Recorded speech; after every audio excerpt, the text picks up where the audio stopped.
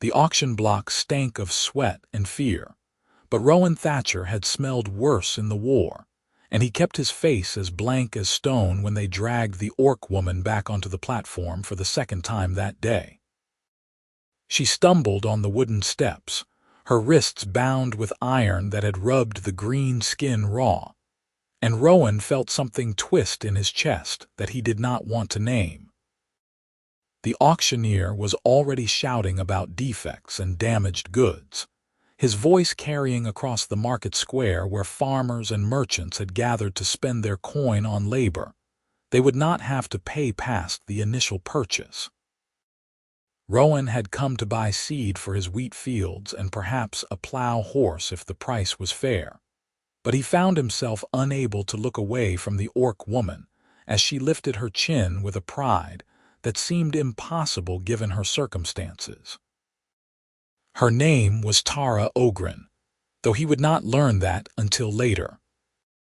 What he saw now was the blood crusted at her temple where someone had struck her, the way her leather tunic hung torn at the shoulder, and the absolute fury burning in her dark eyes as the man who had purchased her that morning shoved her forward and demanded his money back.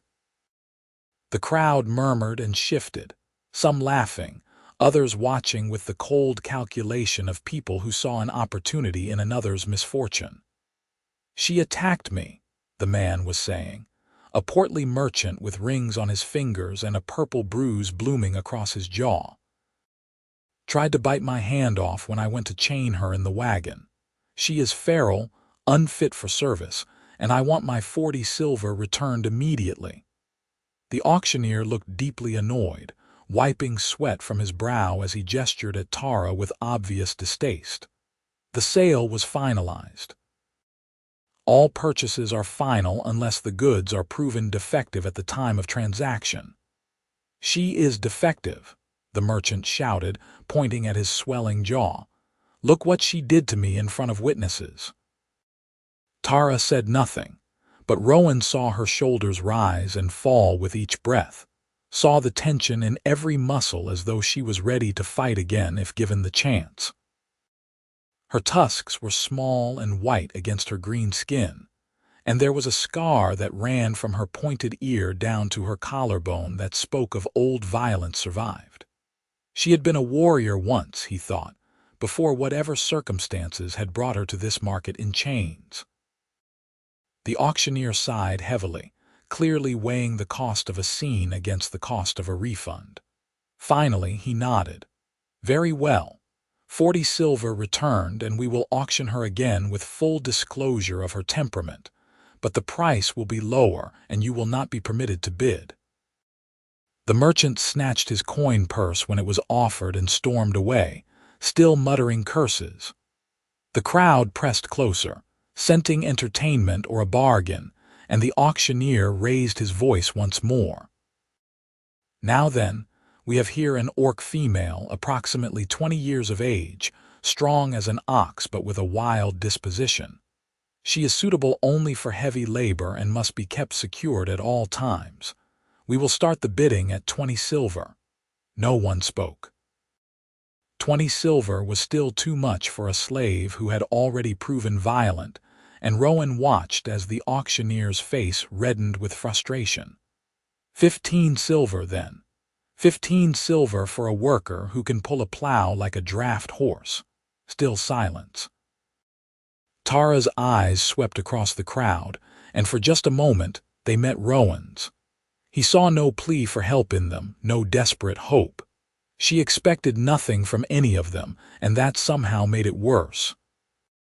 The auctioneer dropped his voice to 10 silver, and an old farmer near the front made a sound of interest, stepping forward to examine her teeth like she was livestock. Tara jerked her head away, snarling, and the farmer backed off quickly with a nervous laugh. "Damn greenskins," someone muttered behind Rowan. "More trouble than they are worth."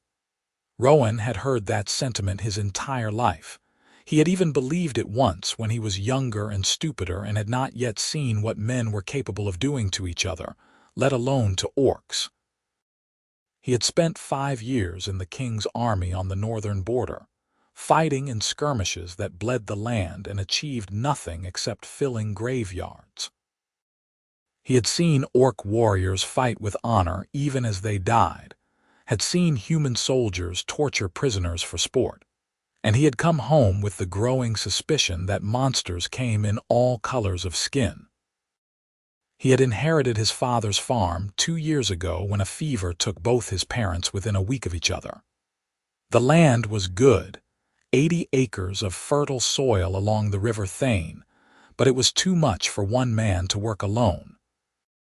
He had been managing, barely, doing the labor of 3 people from dawn until long past dusk, but he knew it was not sustainable. He needed help, and he had enough coins saved that he could afford a laborer if the price was reasonable. 5 silver, a voice called out, and Rowan realized with a jolt that it was his own. The auctioneer looked at him with surprise, then visible relief. 5 silver, we have 5 silver. Do I hear 6? No one spoke. The crowd was already dispersing, losing interest now that the spectacle was over. The auctioneer waited a respectable few seconds and then brought his hammer down with a crack. Sold to the gentleman in the back for 5 silver. Come settle your account, sir. Rowan moved forward through the thinning crowd, his heart beating strangely fast. He counted out 5 silver coins from his purse, aware that this was an absurdly low price and that there had to be a reason beyond simple violence for it. The auctioneer took his money with greedy fingers and gestured for one of his assistants to bring Tara down from the platform. She descended the steps with her head still high, her bound hands held before her, and when she stood beside Rowan, she was nearly as tall as he was, which was saying something since he stood a few inches over 6 feet. "She is your problem now," the auctioneer said cheerfully, handing Rowan a length of chain attached to the iron cuffs around Tara's wrists. "I recommend keeping her secured and keeping your distance. She has teeth like a wolf and she will use them." Rowan took the chain but did not pull on it. He looked at Tara instead, meeting her eyes directly. "Can you walk on your own, or do I need to drag you?" She stared at him for a long moment, clearly trying to gauge what kind of man had just bought her. Finally she spoke, her voice rough as though from lack of water. "I can walk." "Then walk," he said simply, and turned to head toward the edge of the market where he had left his horse and wagon. He heard her footsteps behind him, steady despite everything, and he kept the chain loose in his hand so it did not pull tight. People watched them pass with various expressions of curiosity and disgust, and Rowan ignored all of them with the ease of someone who had stopped caring about the opinions of strangers a long time ago. His wagon was a sturdy farm cart pulled by a patient mare named Molly, who had seen him through worse days than this. Rowan loaded his purchased supplies into the back, bags of seed and a few tools he had needed to replace, and then turned to face the problem of Tara. She stood a few feet away, watching him with wary calculation, and he could see her measuring distances, weighing her chances if she chose to run. "Get in the wagon," he said quietly. "I live about an hour west of here along the river. Once we are there, I will give you food and water and we can discuss what happens next." "What happens next is already decided," Tara said flatly. "You own me now." "I paid 5 silver for the right to your labor," Rowan corrected. "That is not the same thing as owning a person, and I do not intend to treat it as such. Now get in the wagon before I change my mind about all of this." She studied him for another few heartbeats, and then climbed into the back of the wagon with a fluid grace that spoke of strength barely contained. Rowan secured the supplies so nothing would shift during the journey, and then he made a decision that he knew was probably foolish but felt necessary anyway. He pulled a key from his pocket, the one the auctioneer had given him for the iron cuffs, and unlocked them from Tara's wrists. She froze, staring at her freed hands as though she could not quite believe what had just happened. The skin beneath the cuffs was raw and bleeding, and Rowan felt anger stir in his chest at the casual cruelty that had caused it. He tucked the cuffs into his pack and met her shocked gaze. "I do not keep people in chains," he said simply. "If you want to run, run. I will not stop you. But if you are willing to listen, I will offer you work for fair wages and a place to stay that does not involve a cage or a collar." Tara said nothing, but he saw her hands curl slowly into fists, saw the way her throat worked as though she was struggling to swallow. He climbed onto the driver's bench without waiting for a response and took up Molly's reins, clicking his tongue to start the mare moving. The wagon jolted into motion, and Rowan focused on the road ahead, giving Tara privacy to process whatever she was feeling. They traveled in silence for the first half-hour, leaving the noise of the market town behind and following the river road west into the rolling farmland of the Thane Valley. It was late spring, and the fields on either side of the road were green with new growth, the air rich with the smell of turned earth and growing things. Rowan had always loved this time of year, the sense of possibility that came with planting season, and he let himself relax slightly as the familiar landscape unfolded around them. "Why did you buy me?" Tara's voice came from behind him, startling in the quiet. Rowan considered his answer carefully. "I need help on my farm. It is too much work for one person, and I am tired of breaking my back trying to do everything alone. You could have bought a human laborer or hired someone from town." "I could have," he agreed, "but I did not." "Why?" He was silent for a moment, trying to put into words something he did not fully understand himself. "Because I saw someone in trouble and I had the means to help. Because I am tired of seeing people treated like animals. Because I fought in the war and I learned that honor and cruelty do not care about the color of your skin. Take your pick." Tara made a sound that might have been a bitter laugh. "You are either the strangest man I have ever met or the stupidest." "Both, probably," Rowan said, and was surprised to hear her laugh again, more genuinely this time. He glanced over his shoulder and saw that some of the rigid tension had left her posture, though she still looked ready to bolt at the first sign of danger. "What is your name?" She hesitated, as though giving him her name would cost her something. "Tara Ogren. Rowan Thatcher. My farm is just ahead past that bend in the river." The Thatcher homestead came into view a few minutes later, and Rowan felt the usual complicated mix of pride and exhaustion that came from looking at his inheritance. The farmhouse was solid stone and timber, built by his grandfather 70 years ago, and maintained with stubborn determination by 3 generations since. The fields stretched out on all sides, freshly plowed and waiting for seed, and the barn stood strong against the sky with a new roof that Rowan had spent all of last summer installing.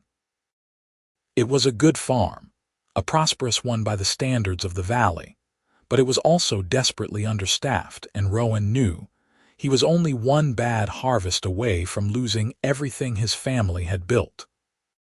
He guided Molly to the barn and set about unhitching her from the wagon, moving through the familiar motions with practiced efficiency. Tara climbed down from the wagon bed and stood uncertainly in the barnyard, looking around with sharp eyes that missed nothing. Rowan finished with Molly and turned to face her, brushing dust from his hands. "The house has 3 bedrooms," he said. "I use one. My parents' room is still full of their things, and the 3rd is small, but it has a bed and a window. You can have it if you want. There is a well behind the house for water, and I will make us something to eat once I have put these supplies away." Tara's expression was deeply suspicious now, her tusks showing slightly as her lip curled. "Why would you give me a room?" "Because I am not going to make you sleep in the barn like livestock," Rowan said, hearing the edge of frustration in his own voice. "Look, I know you have no reason to trust me. I know you have probably been treated like garbage by every human you have ever met. But I am trying to offer you something better than that, and I would appreciate it if you would at least consider the possibility that I mean what I say." She stared at him for a long moment, and he could see her working through calculations he could only guess at. Finally, she gave a sharp nod. "Show me the room." He led her into the house, through the front door that was never locked because there was nothing worth stealing and no one around to steal it anyway. The interior was clean but sparse, the furniture simple and functional. His mother's touch was still visible in the embroidered cushions on the chairs and the dried herbs hanging from the kitchen rafters. And Rowan felt the familiar pang of loss that struck him whenever he noticed these remnants of her presence. The third bedroom was at the back of the house, a narrow space with a single bed, a chest for storage, and a small window that looked out over the vegetable garden. It had been Rowan's room when he was a boy, before he moved to the larger bedroom after his older brother died of winter fever at age 9. He had not been in here in years, and he was relieved to see that it was still reasonably clean, if a bit dusty. "It is not much," he said, "but it is yours if you want it." Tara stepped into the room slowly, running one hand over the quilt on the bed. Her fingers were trembling slightly, though Rowan did not think she realized it. "I have not slept in a bed since I was a child," she said quietly. "What happened?" Rowan asked before he could stop himself. She turned to look at him, and for the first time he saw something other than anger or suspicion in her eyes. There was a deep weariness there, the kind that came from carrying too much for too long. "My clan lived in the northern mountains. When I was 12, human soldiers raided our village. They killed my parents and my younger brother. The surviving children were taken as slaves and sold to whoever would pay. I have been property ever since." The words were delivered in a flat, matter-of-fact tone that was somehow worse than if she had been crying. Rowan felt sick, thinking of the raids he had participated in during the war, wondering if he had been part of the force that destroyed her family. He had never killed children, would have refused that order, but he had turned a blind eye to others who did. He had told himself he was just following orders, that he was doing his duty, but standing here now he could taste the ash of that justification. "I am sorry," he said, knowing it was inadequate and saying it anyway. "Sorry does not change anything. No, it does not, but I am still sorry." She turned back to the window, her shoulders rigid. "What do you want from me, Rowan Thatcher?" "What am I supposed to do to earn this room and this food you are offering?" "Farm work," he said simply. "Planting, weeding, harvesting, tending the animals, repairing fences and buildings. The same work I do every day, but shared between 2 people instead of 1. I will pay you a copper a day plus room and board, and once the harvest comes in I will give you a share of the profits." Tara turned to stare at him in disbelief. "You want to pay me? Labor deserves compensation. That is how honest work functions. I am your slave." "You do not have to pay me anything." "You are not my slave," Rowan said firmly. "I do not care what the law says or what that auctioneer told me. You are a person who has been treated abominably, and I am offering you honest work for honest wages. If that does not interest you, you can leave. The door is not locked, and I will not stop you." She was silent for a long time, and Rowan left her there to think, retreating to the kitchen to start preparing a meal. He had rabbit stew left over from 2 days ago, still good if he heated it thoroughly, and he sliced bread from the loaf he had baked that morning. His hands moved automatically through the familiar tasks, but his mind was churning with doubts.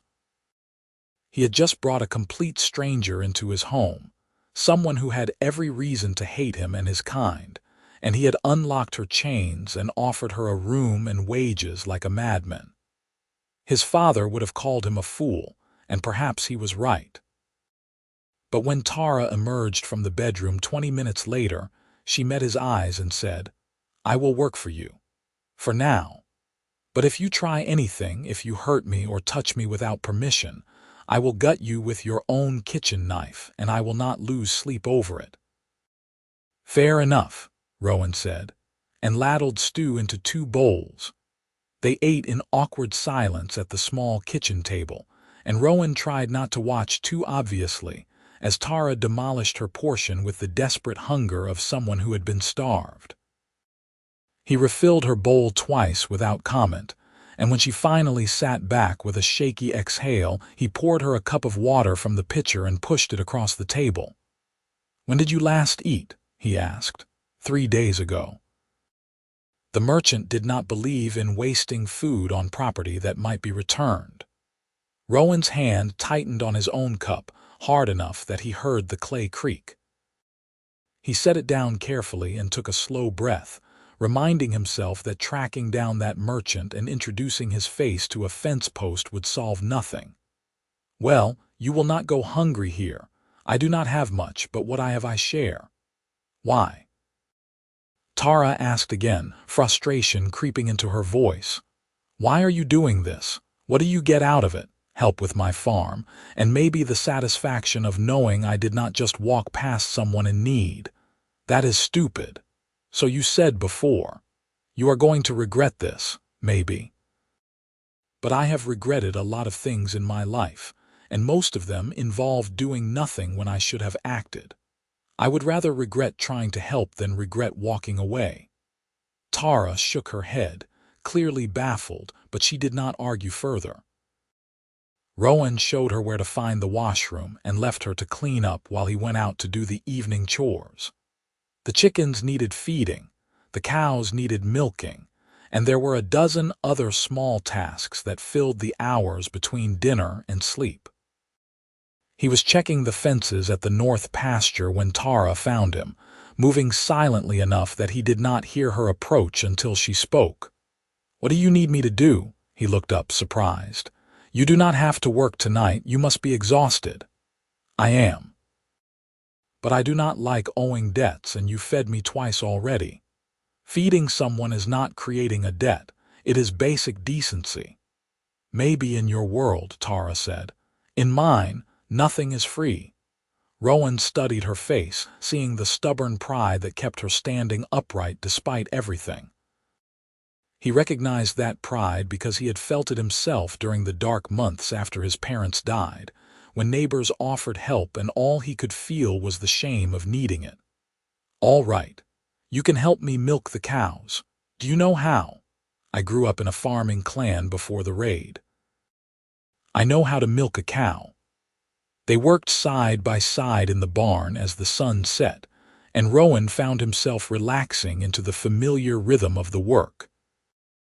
Tara was competent and efficient, her hands sure despite the raw wounds on her wrists, and they finished the milking in half the time it usually took him alone.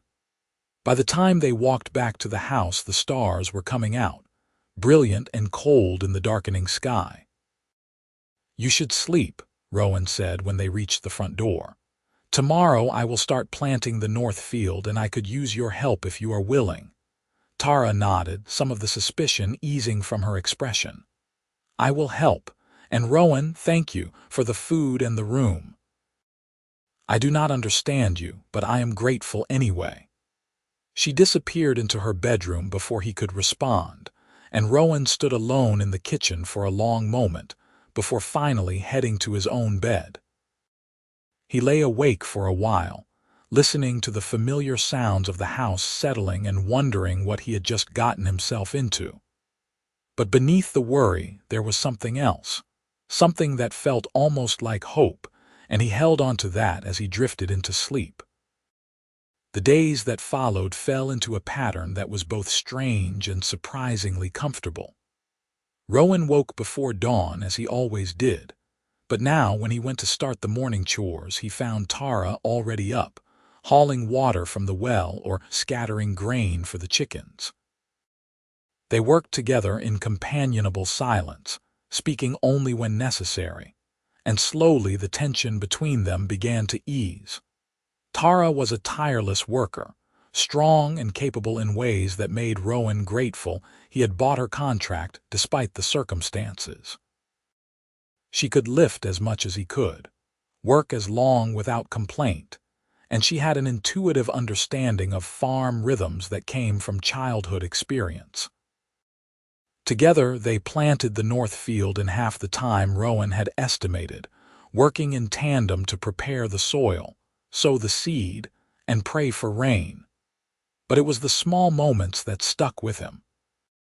The way Tara's face softened when she was working with the animals, especially the cows who seemed to sense her gentleness despite her fearsome appearance.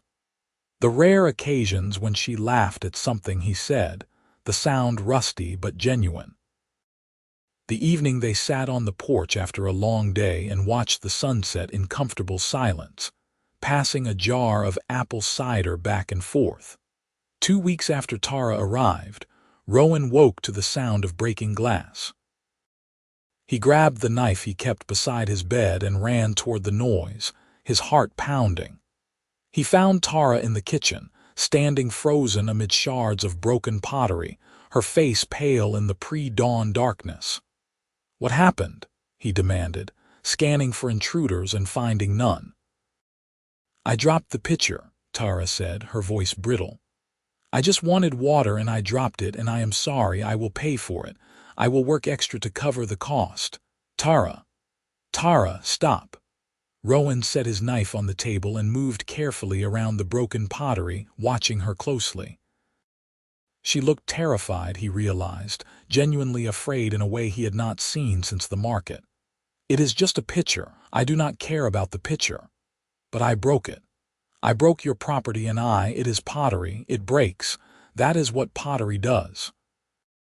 He knelt to start collecting the larger shards, and after a moment Tara joined him, her hands shaking. "Tara, who hurt you when you broke things before?" She was quiet for so long he thought she would not answer. Then softly, "All of them. Every owner I have had." Breaking their property meant punishment, and punishment meant whatever they thought would teach me to be more careful. Rowan felt a cold fury settle in his stomach, but he kept his voice gentle. "I am not going to hurt you for dropping a pitcher. I am not going to hurt you for making mistakes. You are learning to live here, and mistakes are part of that. Do you understand?" She looked at him with wide eyes, searching his face for deception, and he let her look. Finally she nodded once and went back to collecting broken pottery. They finished cleaning up together, and Rowan made a mental note to be more aware of the ways she was still waiting for him to reveal himself as a monster. It happened again, a few days later, when she accidentally let one of the chickens out of the coop. Rowan found her frantically trying to coax the bird back inside, her whole body tense with anticipation of punishment. He simply helped her catch the chicken, returned it to the coop, and showed her how to properly secure the latch. The relief on her face was painful to see. Slowly, so slowly he almost did not notice it happening, Tara began to relax. She started speaking more, offering observations about the farm or asking questions about his plans for the harvest. She smiled more often, the expression transforming her face from fierce to beautiful. She began to take pride in her work, pointing out a particularly well-weeded row, or a fence she had repaired with obvious satisfaction. And Rowan, for his part, began to realize that he looked forward to her presence in ways that had nothing to do with the farm work.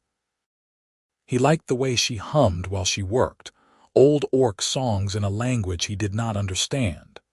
He liked the fierce concentration on her face when she was learning a new task. He liked coming back to the house at midday and finding her there, solid and real and alive. It was dangerous, he knew, to let himself feel anything beyond basic human decency. She had every reason to hate humans, and he had no right to expect anything from her beyond labor. But his heart did not seem to care about what was reasonable or appropriate, and he caught himself watching her more often than he should, noticing the graceful strength of her movements or the way the sunlight turned her green skin luminous. Summer arrived with its blazing heat, and they fell into a new rhythm of working early in the morning and late in the evening, resting during the worst of the afternoon sun. It was during one of these rest periods, both of them sprawled in the shade of the big oak tree near the house, that Tara asked him about the war. "You said you were a soldier," she said without preamble. "On the northern border." "I was." Rowan did not particularly want to talk about this, but he sensed that she needed to ask. 5 years. I enlisted when I was 18 because it seemed like the right thing to do. I came home when I was 23 because I had learned it was not. Did you kill orcs? Yes. She was silent for a moment, and he could feel her processing this. Does that bother you? Every day? The words came out more honest than he intended. I told myself I was serving the king, protecting the realm, fighting monsters. And then one day I stood over the body of an orc warrior I had just killed, and I saw that he was wearing a necklace with children's teeth on it. Baby teeth. And I realized he was a father, and I had just made his children orphans. After that, I could not pretend anymore that we were the heroes in this story. So you came home. So I deserted, Rowan corrected. I walked away from my unit in the middle of the night, and I did not stop walking until I reached my father's farm. Technically, I am still a wanted man, though I doubt anyone is actually looking for me this far south. Tara rolled onto her side to look at him, her dark eyes intense. You deserted because you realized orcs were people. I deserted because I realized I did not want to kill people anymore, regardless of what color their skin was, and because I was tired and scared and sick of watching good men die for bad reasons. Did anyone try to stop you, my commanding officer? He caught me at the edge of camp. I thought he would arrest me, but instead he looked at me for a long moment and then told me to get out of his sight before he changed his mind. I think he understood. Tara reached out slowly, telegraphing her movement, and placed her hand over his where it rested on the grass. Her skin was warm and rough from work, and Rowan felt his breath catch at the simple gesture of connection. "Thank you for telling me," she said quietly.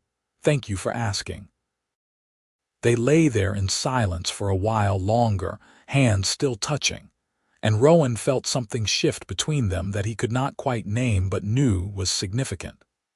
When they finally rose to return to work, Tara's eyes met his with a warmth that made his heart do strange things in his chest. But that warmth was shattered 3 days later when riders appeared on the road. Rowan was in the barn, repairing a broken harness, when he heard horses approaching. He stepped outside to see 3 men on horseback, dressed in the kind of travel-worn clothes that suggested they had come a long way. The lead rider was middle-aged and hard-faced, with a sword at his hip and the bearing of someone accustomed to authority. He reined in his horse and looked down at Rowan with cold assessment. "Good afternoon," the man said, his tone suggesting it was anything but. "I am looking for an orc slave who escaped from her master 8 days ago. Green skin, female, about 20 years old. Have you seen her?" Rowan's mind raced. 8 days ago was a week before he had bought Tara. "Why are you looking for her out here? This is pretty far from anywhere." "We have reason to believe she fled south along the river road. Her master wants her returned, and there is a reward for information leading to her capture." "What did she do?" Rowan asked, stalling for time and praying that Tara had the sense to stay out of sight. "Does it matter?" "She is property, and property does not have the right to run away." The man's eyes narrowed. "You have not answered my question. Have you seen her?" "I have not seen any escaped slaves," Rowan said carefully. It was technically true, since Tara had not been escaped when he saw her, and he had learned during the war that sometimes the truth was best served by clever phrasing. This is a small farm, well off the main road. I doubt anyone fleeing pursuit would come this way. The man studied him for a long moment, and Rowan kept his face calm through sheer force of will. Finally, the rider grunted and turned his horse. If you do see her, there is a bounty of 10 silver for her return to her rightful owner. Remember that. They rode off, and Rowan waited until they were out of sight before allowing himself to breathe. He found Tara crouched in the hayloft, having heard the conversation through the barn wall. Her face was ashen and her hands were shaking, and when he climbed up to her, she grabbed his arm with desperate strength. "They are looking for someone else," she said, her voice thin with fear. "Another orc woman. They described her, and it is not me, but Rowan. What if they come back? What if they start checking farms more carefully? Then we will deal with it," Rowan said, though he had no idea how. "Tara, you are legally purchased. I have the paperwork from the auction. Even if they find you, they cannot take you without proof that you are this other woman they are seeking. You think paperwork will stop them? You think they care about legality when it comes to orcs?" She was breathing too fast now, on the edge of panic, and Rowan acted on instinct, pulling her into his arms and holding her tightly. "Listen to me," he said into her hair. "You are not going back. I will not let them take you. I do not care if they come back with an army, you are staying here. You cannot promise that." "I just did." She shuddered against him, and he felt her hands fist in his shirt as though he was an anchor in a storm. They stayed like that for a long time, Rowan holding her and Tara slowly coming back to herself, and when she finally pulled back there were tears on her face that she wiped away angrily. "I am sorry," she said. "I am being foolish. You are being human, or orc. Whatever.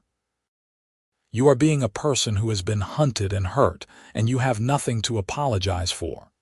She looked at him then, really looked at him, and something in her expression made his heart race. "Why do you care what happens to me?" "Because I am falling in love with you," Rowan thought, and the realization was so sudden and so complete that it took his breath away. But he could not say that, not now, not when she was vulnerable and afraid. So instead he said, "Because you matter. You are not property and you deserve to be safe." Tara searched his face and he thought he saw something fragile and hopeful flicker in her eyes. But then she looked away, pulling herself together with visible effort. "I should get back to work. The weeding will not do itself." "Tara, please," she said quietly. "I need to work. I need to do something normal." So he let her go, watching as she climbed down from the hayloft and headed to the vegetable garden with determined steps. And he sat alone in the hay, processing the revelation that had just hit him and trying to figure out what in the 7 hells he was going to do about it. The riders did not return, but the threat of their existence hung over the farm like a storm cloud. Tara was jumpier now, startling at unexpected sounds and watching the road with wary eyes. Rowan did what he could to reassure her, but he knew that words were cheap when her entire life had taught her that safety was an illusion. So instead, he tried to show her through his actions that this place was different. He fixed the lock on her bedroom door so she could secure it from the inside if she wanted privacy. He taught her how to use the bow he kept for hunting, so she would have a means of defending herself. He made sure she knew where he kept his emergency money, and he told her clearly that if something happened to him, she should take it and run. "Nothing is going to happen to you," Tara said fiercely when he outlined this plan. "Probably not.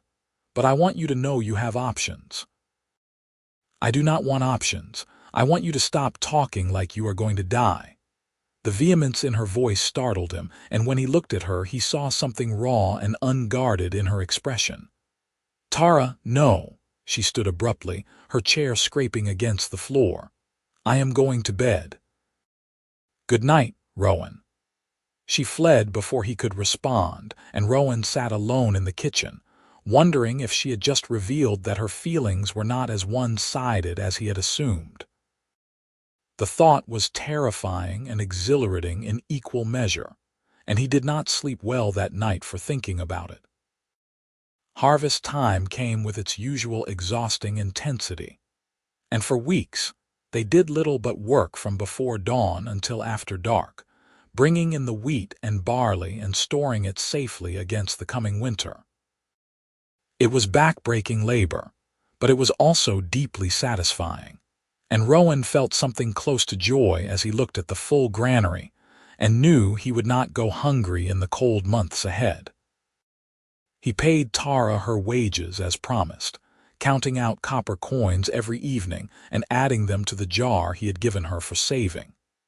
She stared at the growing pile of money with something like wonder, and one night she told him that it was more wealth than she had ever possessed in her entire life. "What will you do with it?" he asked curiously. "I do not know. Buy my freedom officially, maybe. Hire a scribe to forge me proper identity papers so I can travel without being stopped as an escaped slave. Or maybe I will just keep it, as proof that I am more than property." "You were always more than property," Rowan said, "but I understand the desire for tangible proof." The harvest festival came at the end of summer, and Rowan made the trip into town to sell his surplus grain and purchase supplies for winter. He invited Tara to come with him, but she declined, clearly unwilling to risk being seen in public. He understood, though it pained him to see the fear still so present in her life. He returned with supplies and also with gifts.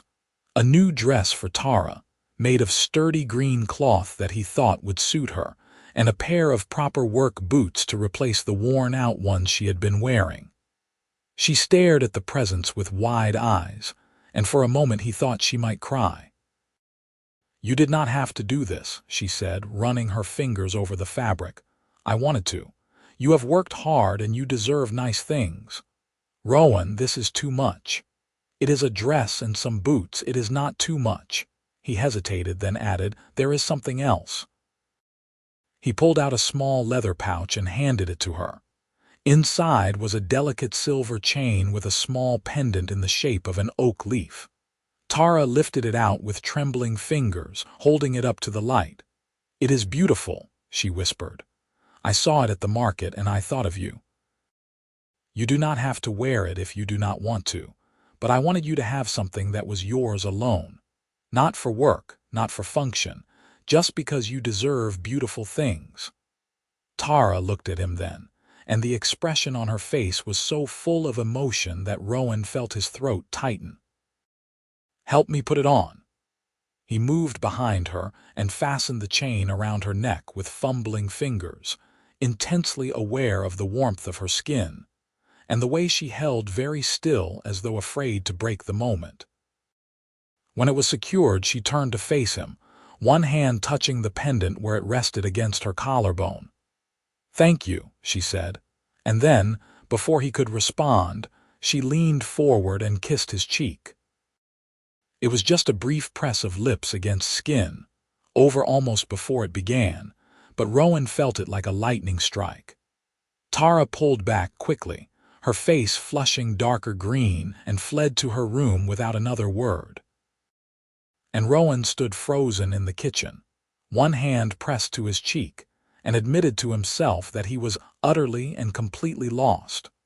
Autumn arrived with its crisp air and changing leaves, and the work shifted to preparation for winter.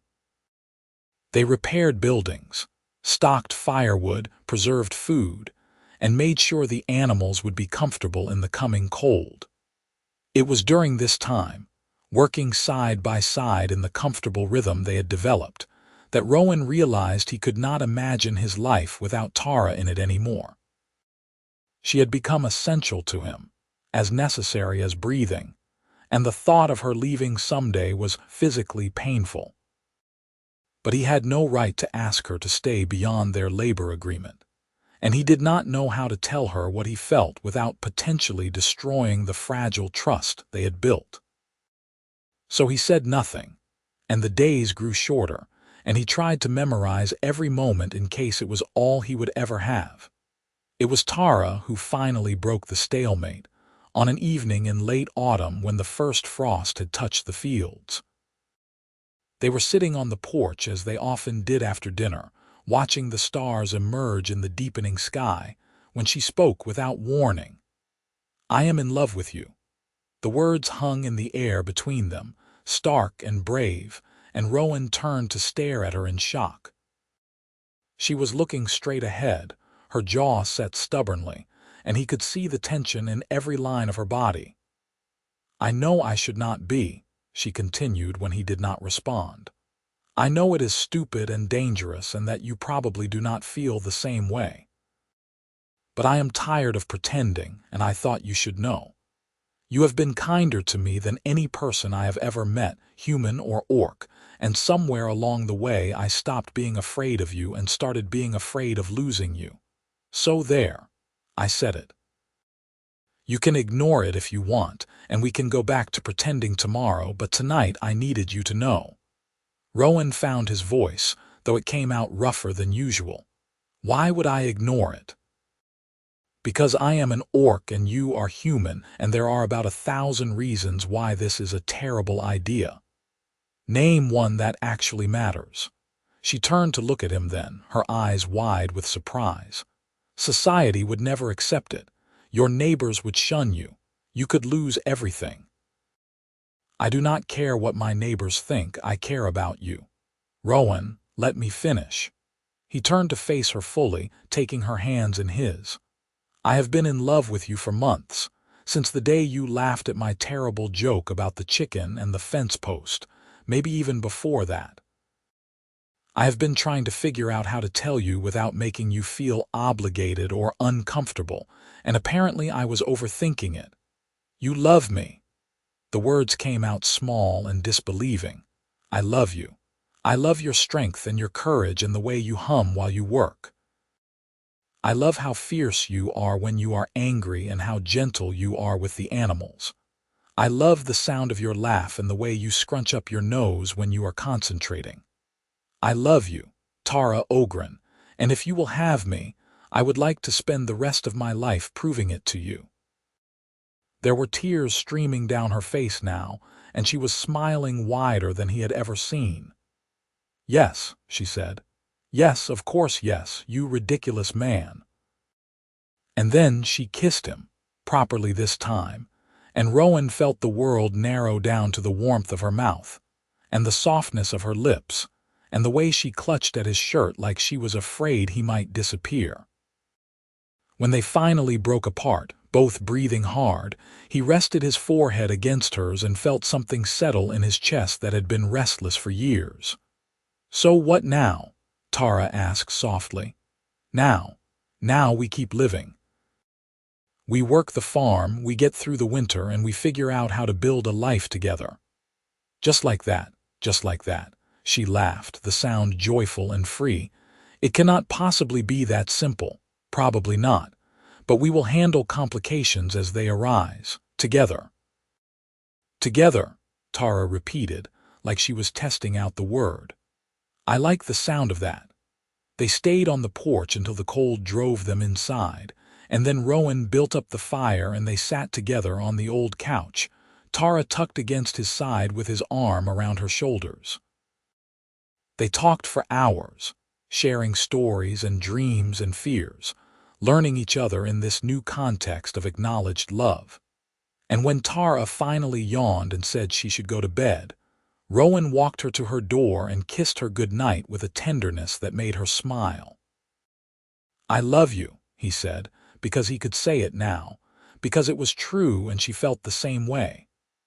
"I love you too," she replied, and disappeared into her room with one last glance over her shoulder that promised more tomorrows than he could count.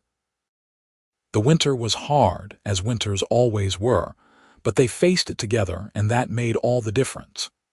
They worked side by side to keep the animals fed and the pipes from freezing, And in the evenings they sat by the fire and talked or read or simply existed in comfortable silence.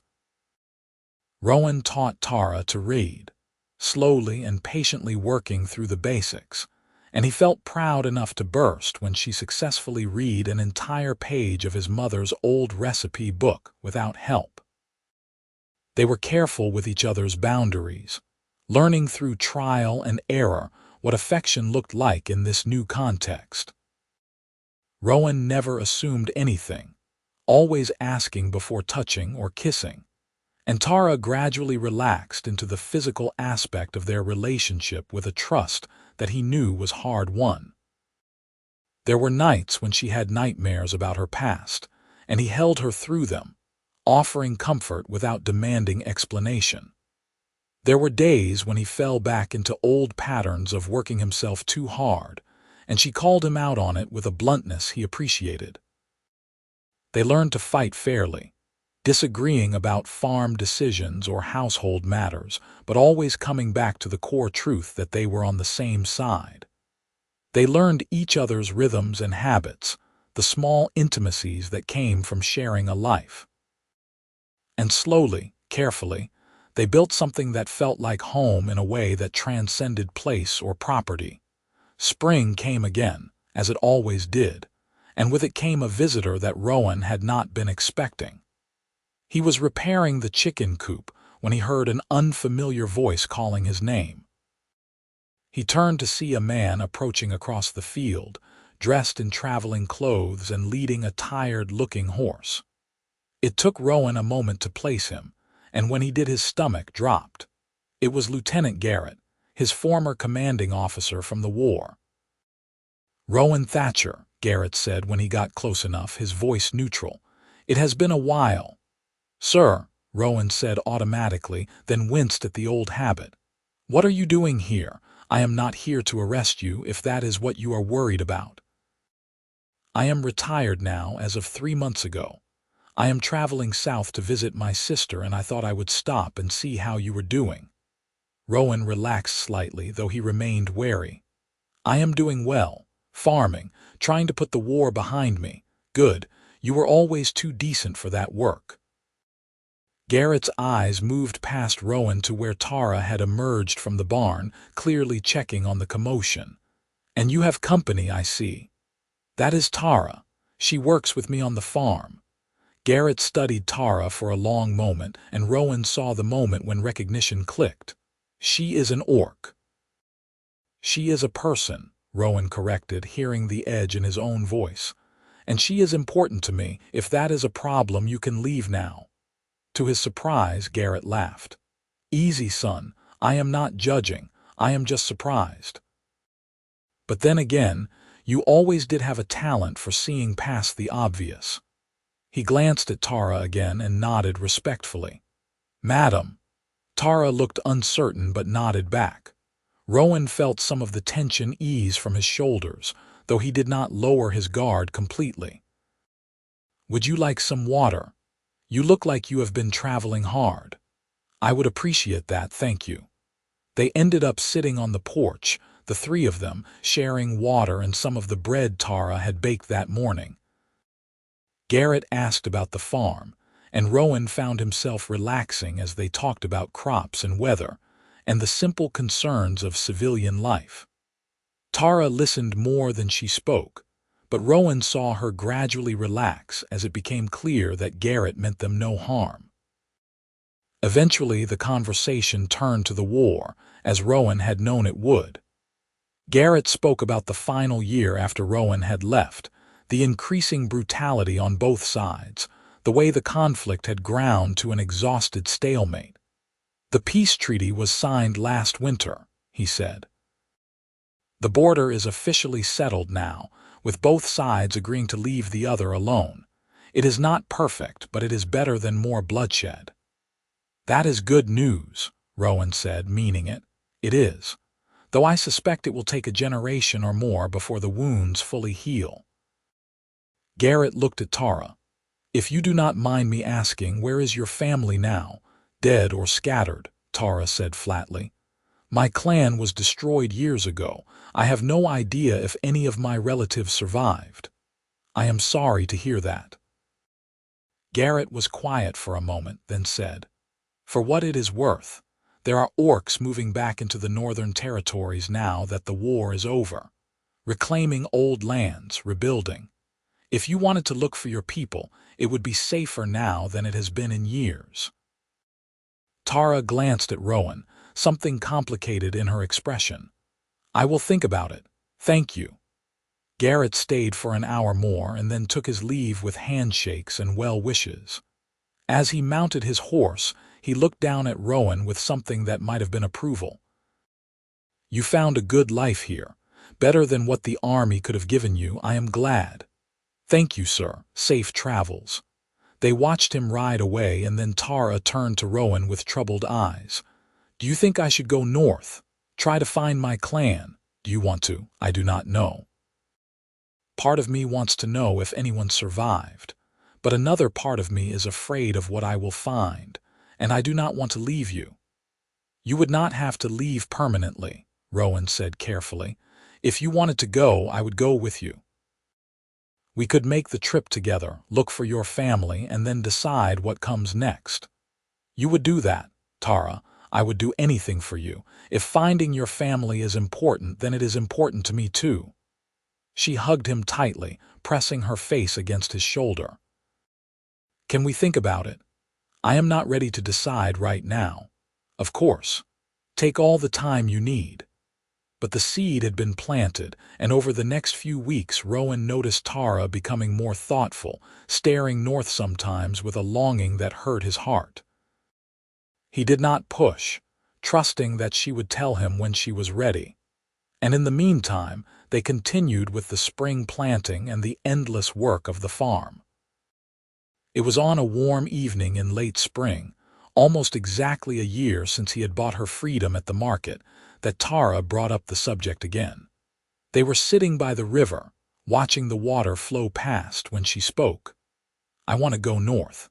I need to know if anyone from my clan survived." "But Rowan, I am terrified that if I leave, something will happen and I will not be able to come back. That you will move on or decide you are better off without me, or that I will be captured again and sold."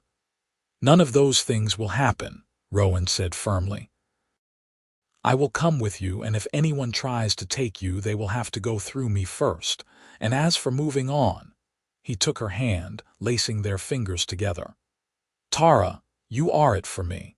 There is no one else, and there never will be. I do not care how long we are gone or what we find, you are my future. Promise me." "I promise. On my life, on everything I hold dear, I promise."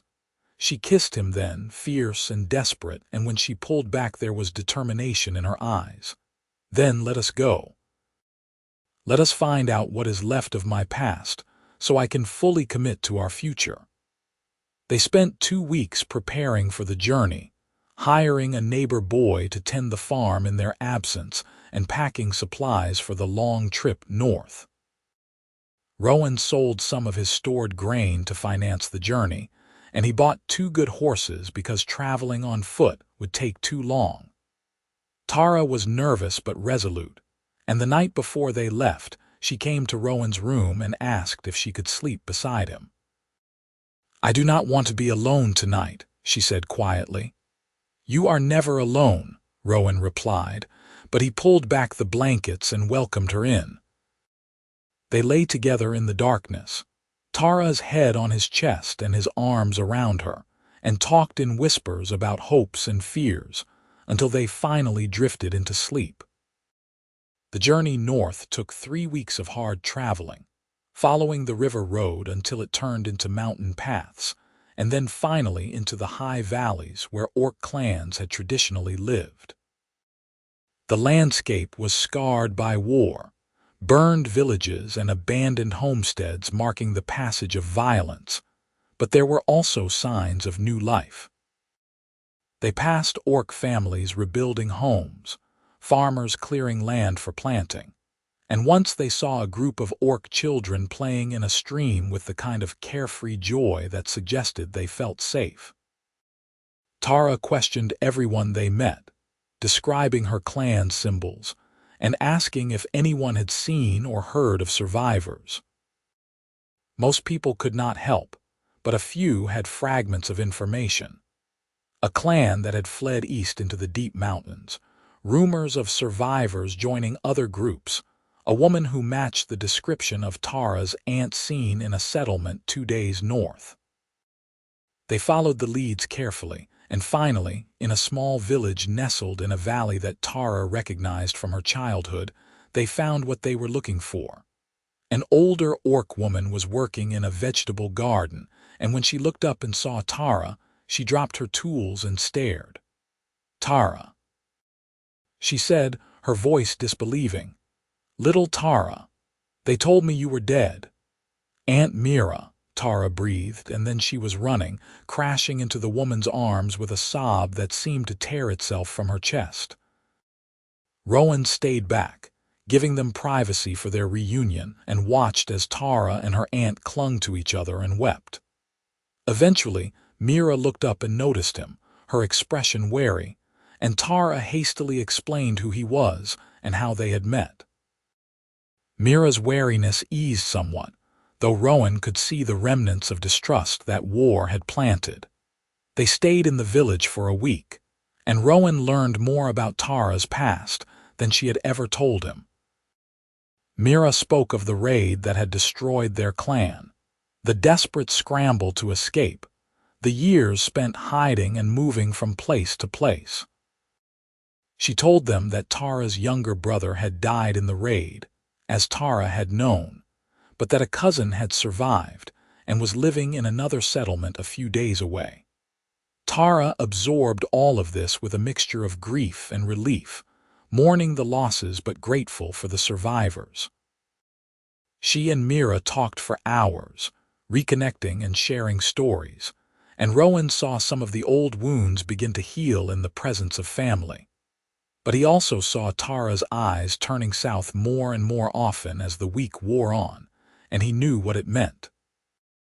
This was her past, important and necessary to acknowledge, but it was not her future. Her future was with him, on the farm, in the life they were building together.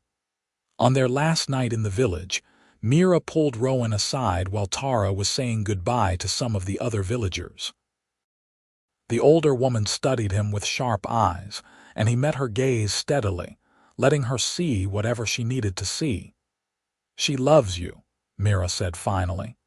"I can see it in the way she looks at you, the way she speaks your name. It is not what I would have chosen for her, a human partner, but I can see that you make her happy." "I try," Rowan said. "She makes me happy too, happier than I knew I could be. Take care of her. She has been through too much already and she deserves peace." "I will spend the rest of my life making sure she has it," Rowan promised. Mira nodded, seeming satisfied, and then surprised him by pulling him into a brief hug. "You are a good man, Rowan Thatcher. Welcome to the family such as it is." They left the next morning, Tara's saddlebags full of gifts from her aunt and her heart full of a complicated mix of emotions. As they rode south, she was quieter than usual, processing everything they had learned. Rowan gave her space, riding beside her in companionable silence, and trusting that she would talk when she was ready. It was on the third day of their journey home that Tara finally spoke about what she was feeling. They had made camp for the night and were sitting by the fire when she said, "Thank you for bringing me north. I needed to know that I had not lost everything, that some part of my family survived." "I am glad we found them," Rowan said, "but I am also glad to be going home." "Because that is what the farm is now, Rowan. Home. Not because it is where I was born or where my family is, but because it is where I choose to be. Where you are. You do not have to choose between your family and me," Rowan said. "We can visit them whenever you want. We can invite Mira to stay with us for a while if you would like. You can have both. I know. And I love you for offering that. But I need you to understand that I am not choosing you because I have no other options, or because I am afraid to be alone. I am choosing you because you are what I want. The life we are building together is what I want, and I need you to know that." Rowan felt his throat tighten with emotion. "I know, I have always known, but I am glad you said it anyway." She moved around the fire to sit beside him, and he wrapped his arm around her shoulders, pulling her close. They sat like that for a long time, watching the flames dance and feeling the promise of their future settle around them like a comfortable blanket. They arrived home on a warm afternoon in early summer, and Rowan felt a rush of relief at the sight of his fields, green with growing crops. The neighbor boy had done a good job in their absence, and aside from some minor repairs needed here and there, everything was in good order. They thanked the boy and paid him generously, and then they were finally alone, standing in their kitchen and looking at each other with the giddy relief of travelers who had completed a long journey. "We did it," Tara said, grinning. "We went north, we found my family, and we came back." "We actually did it." "We did," Rowan agreed. "And now we get to return to our normal, boring farm life." "I love our normal, boring farm life." "So do I." They fell back into their routines with ease, the comfortable patterns of work and rest that they had developed over the past year. But there was a new quality to their relationship now, a deeper security born from having faced uncertainty together and chosen each other anyway. Rowan noticed it in the way Tara smiled at him, open and unguarded, and in the way she took his hand without hesitation whenever they were walking together. Summer progressed with its usual heat and work, and they were too busy to think much beyond the immediate needs of the farm. But as autumn approached, Rowan found himself thinking about the future in more concrete terms. He and Tara had been together for over a year now, and he could not imagine his life without her. But their relationship existed in a strange legal limbo. She was technically still his indentured laborer, even though he had not treated her as such in months, and he wanted to change that. He made a trip into town alone one day in late autumn, telling Tara he needed to buy supplies but actually going to consult with a lawyer.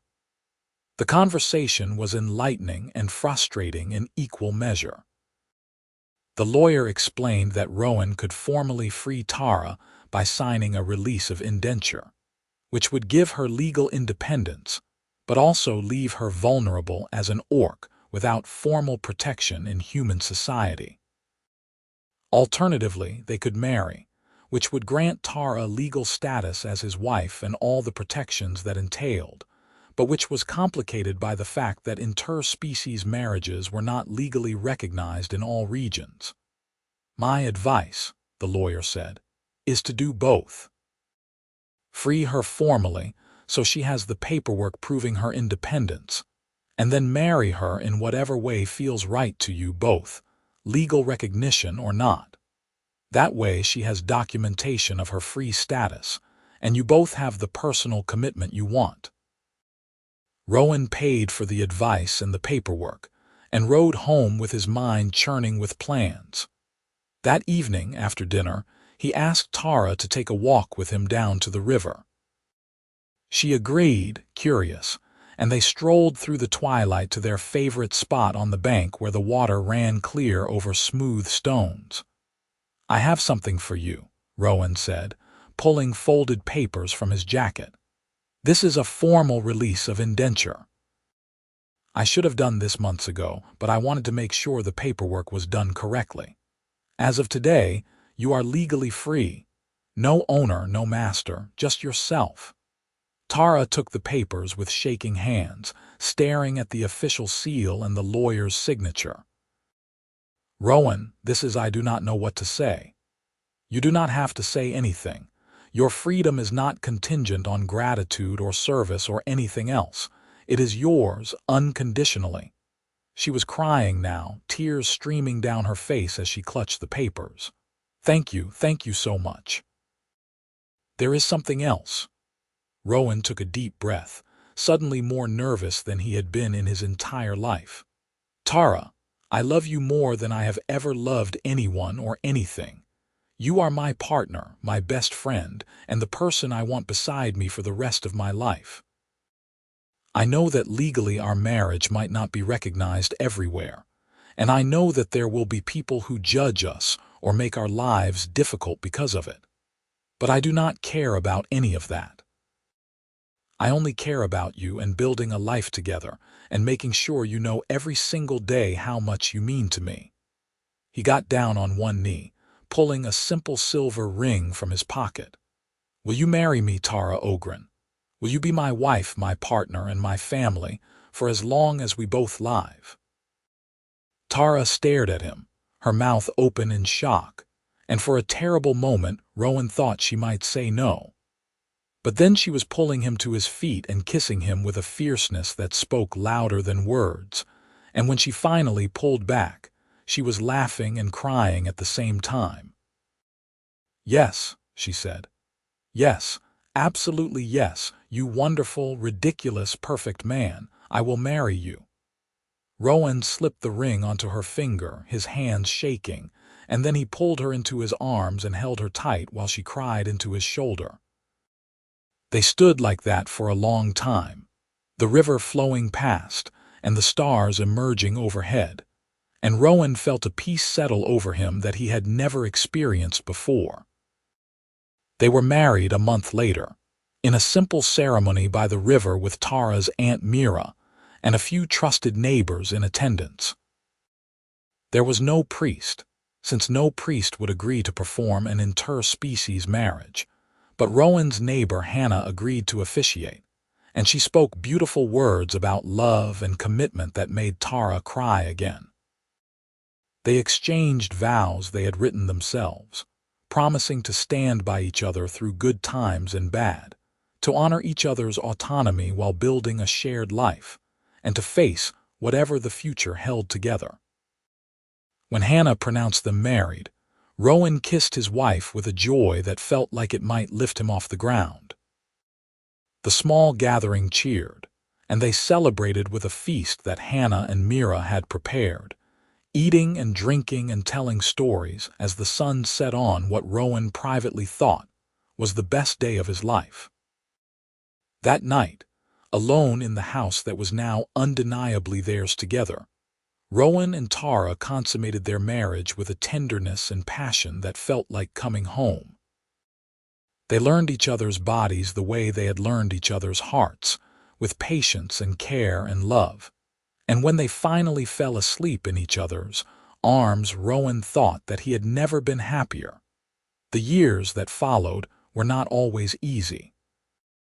There were droughts and hard winters, illnesses and injuries, and plenty of people who disapproved of their marriage and made their disapproval known. But Rowan and Tara faced it all together, supporting each other through the bad times and celebrating the good ones. They expanded the farm, adding more fields and livestock, and they became known in the valley as honest, hard-working people who could be relied upon. Mira visited often, staying for months at a time, and she and Rowan developed a warm relationship built on mutual respect and their shared love for Tara. Other orcs began to settle in the region as word spread that there was at least one place where they would be treated fairly, and Rowan found himself becoming something of an advocate for interspecies cooperation, much to his own surprise. 3 years after their marriage, Tara gave birth to their first child, a daughter with her mother's green skin and her father's brown eyes. They named her Alara, and Rowan thought his heart might burst from the love he felt the first time he held her.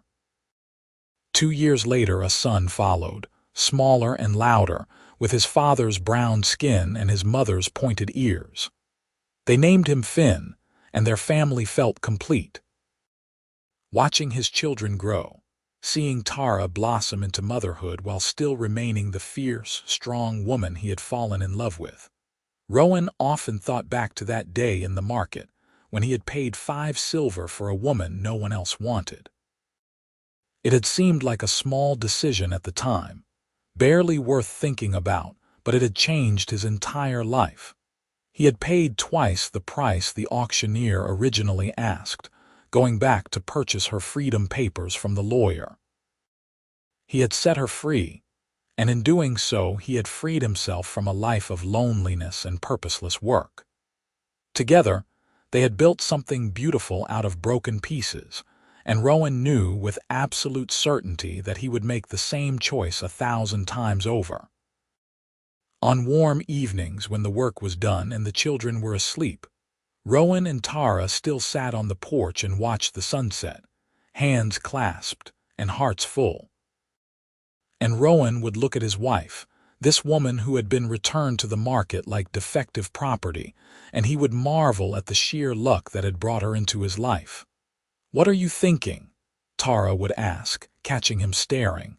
"That I love you. That I am grateful for every day we have together. That you are the best thing that ever happened to me." And she would smile, the expression lighting up her face, and say, "I love you too. Always." Always, Rowan thought. It was a promise they had both kept, a vow renewed every day in the small acts of love and partnership that made up their life. He had set her free, and she had chosen to stay, and together they had built a future that neither of them could have imagined alone. It was more than enough. It was everything.